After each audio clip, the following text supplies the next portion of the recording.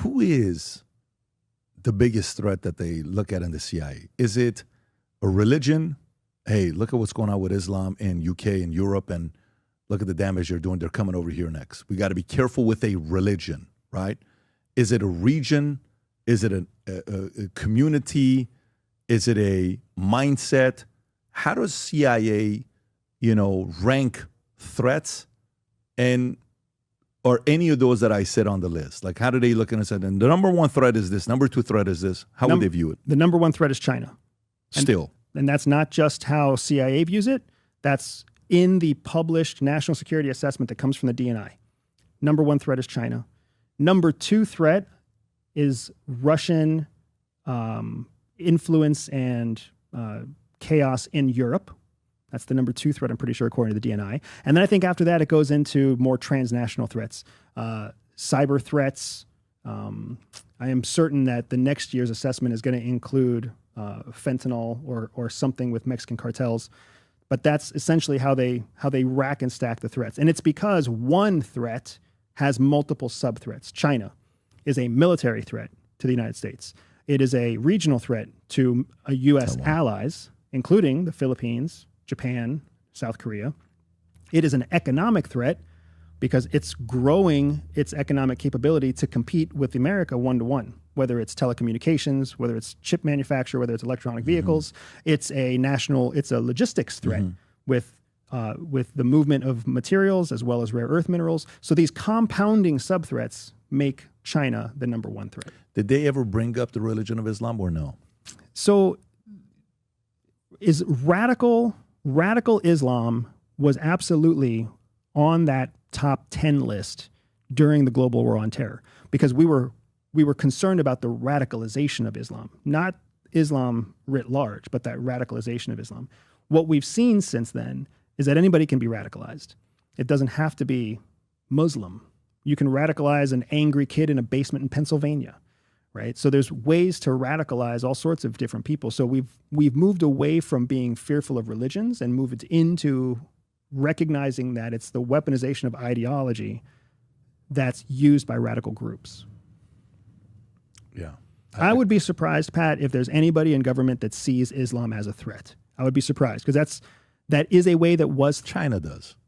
But China's not the U.S. No, I know that, but China does. Yeah, because... And go ahead, sir. Go ahead. I was just going to say, it's a level... It shows how not sophisticated China is, that they still view that as a fear, as a national security concern, right? They haven't evolved to the place where they actually can identify a true threat. Yeah, I'm reading the Shah's book again for the God knows how many times. Can you pull up his book? Not this one. Go to images. I'll show you which one it is. It's the last one he wrote before he died. Second row, second book, right there. Yeah, that one right there. And he opens it up in the first chapter and talks about his bigger concern, because this could have been a blind spot that he had. He was more worried about communism in the 70s than he was about Khomeini. He thought because of the whole, Russia, USSR, Soviet Union, and hey, Karl Marx, Stalin, Lenin, all that, and they were moving to Iran. So his bigger threat was the Tudeh party. Saddam Hussein, I think, offered to kill Khomeini for him. Can you verify this, Rob? I think Saddam Hussein offered to kill Khomeini, and he didn't think of Khomeini as a threat, right? And some say he mismanaged the threat. He saw an ideology, philosophy like communism as a bigger threat, and who's Khomeini? He's going to come and do something to Iran? You're nobody. You can't do anything to me. And Saddam, who was a little bit more reckless than he was, kind of like you're talking about Mossad as the CIA earlier, Saddam's like, hey, man, you want us to take this guy out? Because you don't seem to be too threatened by him. No. Okay. So he doesn't, and that offer was made by a few different people. It wasn't just him the offer was made. I'd actually, Rob, if you can verify that, I really want to see if that offer was made, because I don't want to just make claims and it's not. I thought I saw this somewhere. Saddam Hussein threatened to kill Khomeini. So somebody offered to kill, when Saddam was consolidating with, I reckon, President Shah forced Khomeini to leave Najaf. Khomeini forced to France. Some accounts suggest Iraqi authorities harassed Khomeini and warned him to stop as anti-Shah activists, but there's no of course there's not going to be a verified record, but Saddam had a position. He saw Khomeini as an existential threat to Iraq and went to war. So he apparently, I have some friends that were former Savak guys from back in the days, and I've spoken to some of the guys. They're all older right now. The former deputy director of Savak is somebody I've had meetings with. He's visited the house. And Saddam had a better eye for threat maybe than the Shah, because he knew that guy you have to worry about. And because Iraq and Iran weren't having problems under the Shah, he wanted to eliminate a future threat. He didn't. The moment the Shah fell, what does Iraq do, Saddam do? Attack Iran. I lived in Iran when Saddam attacked us. I'll never forget the attacks. Tabajo, alamat qermes. We would hear these alarm lights. So the lights would go out and tabajo, alamat qermes. A red signal shows that somebody's crossed our border. And who was it? It was always Saddam, and he's sending his people over. CIA believes that all people are born with a spy secret superpower. For some people, that means they can win deals. For others, they can spot liars. Some can even seduce lovers. I built a free 3-minute test to help reveal to you exactly what your secret hidden superpower is. All you have to do is click on the link in the description below, take the test, and start using your spy superpower to stay ahead of 99% of people. Do you think it's naive to not sit there and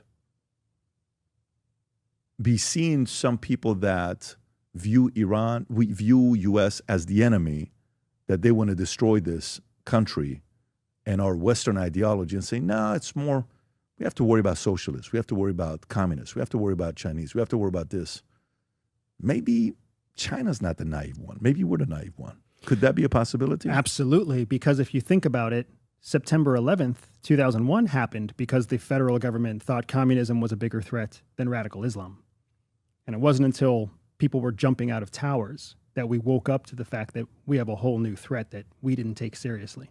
So in many ways, we're standing in the shoes of the Shah, not realizing the true threat because we're still focused on yesterday's threat.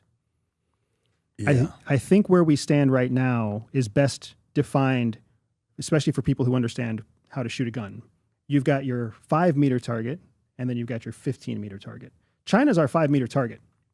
China's right in front of us, getting closer, and making gains every day. If we start using our ammunition on the 15-meter target, we're going to continue to lose ground at the 5-meter target. So let's take out the 5-meter target and move on. Or let's put 80% of our effort into the 5-meter target, 20% of our effort into the 15-meter target. Let's not make the same mistake where we invest 100% of our effort into fighting communism and then lose 2 of our buildings. Yeah, because Saddam wasn't the nicest guy, but he had decent instincts. Because the dude fucking got power in a history of other people just killing each other. Think about that. I mean, one of the things I loved about living in the Middle East was that everybody knows what it's like to fight for survival, so they never take it for granted. Whereas here in the United States, you walk down the street, you go to Publix, the grocery store here in Florida, everybody walking in and out of Publix has no fucking clue how to fight for survival. Even if they're carrying a weapon, it's there because they think it's going to help them, but they don't know how to actually fight for their survival. I mean, there, you've got Bedouin people who, they didn't even have technology in the 1950s. And now it's 2025 and they've got the most modern cities in the world. That's an incredible amount of transformation that has happened in the lifespan of basically 2 generations. They still remember what it's like to be under the hot sun with nothing. No, I mean, that's the, you said earlier with Israel. Israel has an edge because they're always in not fight mode, because they have to stay protected. America, we're so lucky. Who are you worried about?